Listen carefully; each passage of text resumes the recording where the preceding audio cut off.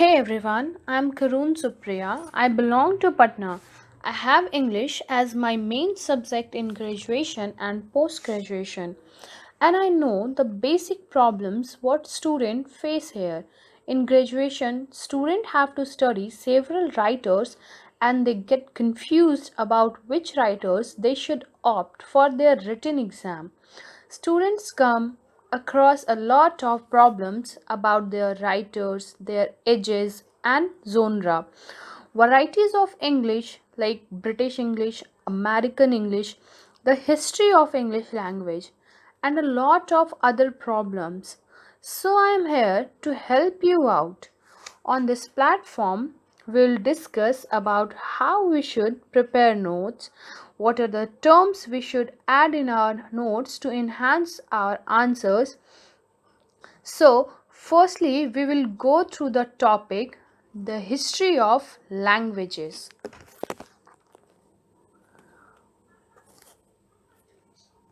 So, in here in English literature, the history of languages, it means what are the languages like the Latin borrowings, the French borrowings, the Old English, Middle English, dialects of Middle English, Modern English, Scandinavian, and word formation.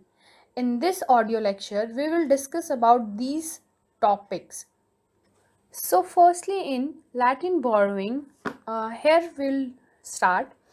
Every speech community learns from its neighbors, object, both natural and manufactured, and passed from one community to another.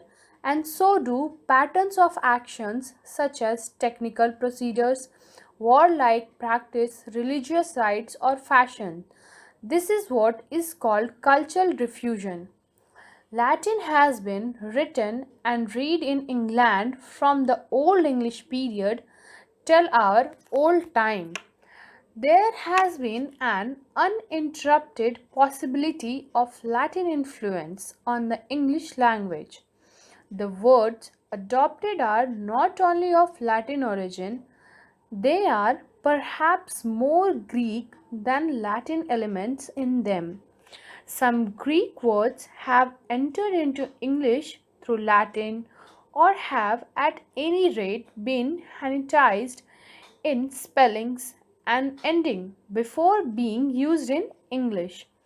Through Italy and France, the Renaissance come to be felt in English as early as 14th century, and thereby came a great majority of the Latin and Greek words. So, in these stanzas, in these paraphrases, we come to understand that how the languages was borrowing, how the English languages was borrowing from the different countries, different centuries, from England, from Latin, from Greek. जैसा कि हमने पढ़ा, बहुत सारे words बोरो किए जाते हैं। Latin में बहुत सारे ऐसे टर्म्स हैं, बहुत सारे ऐसे वर्ड्स हैं जो कि इटली एंड ग्रीक से बोरो किए गए हैं। हमारी कंट्री में भी बहुत सारे ऐसे वर्ड्स हैं जो हमने नेबरिंग कंट्री से बोरो किया है और जिसे हम यूज़ करते हैं। इसी तरह बहुत सारे words one country to another country use होते हैं एंड पास होते रहते हैं।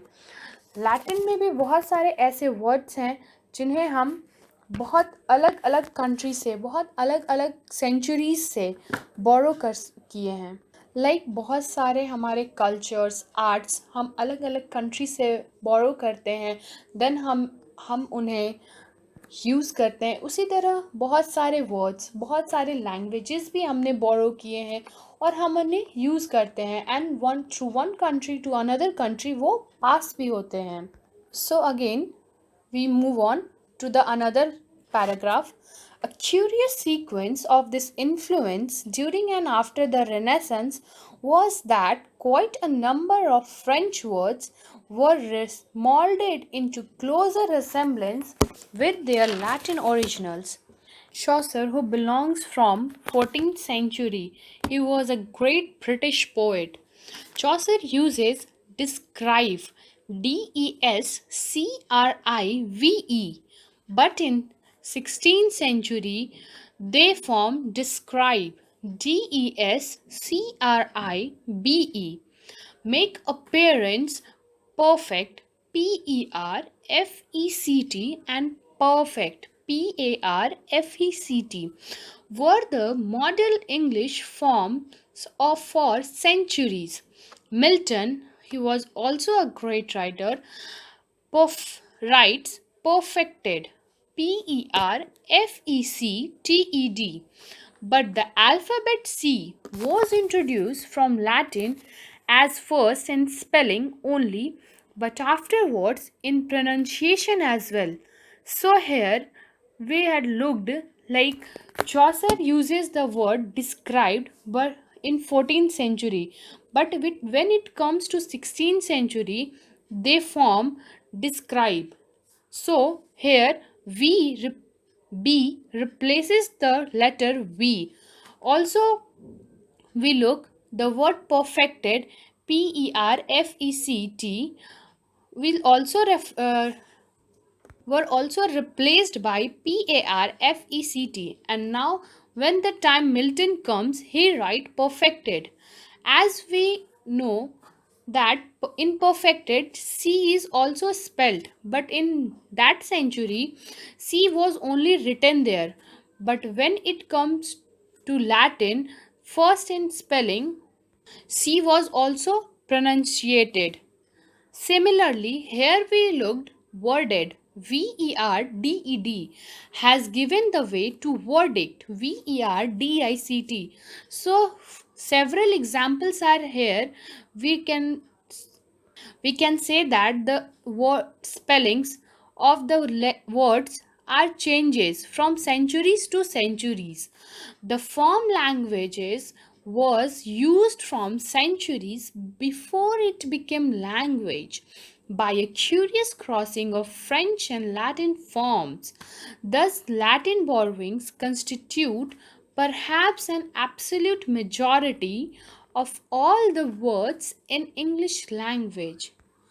Now, afterwards, here in illustration, we will discuss about the some terms.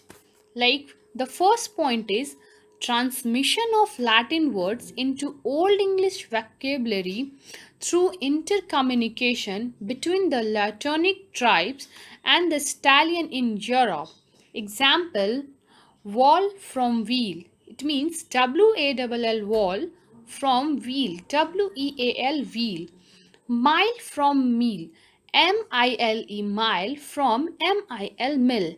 Wine from vinum, WINE wine from VINUM vinum, etc.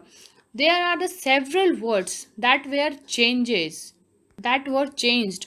The second point, Latin words through Celtic transmission, Chester from Castra in Manchester, Dorchester, etc.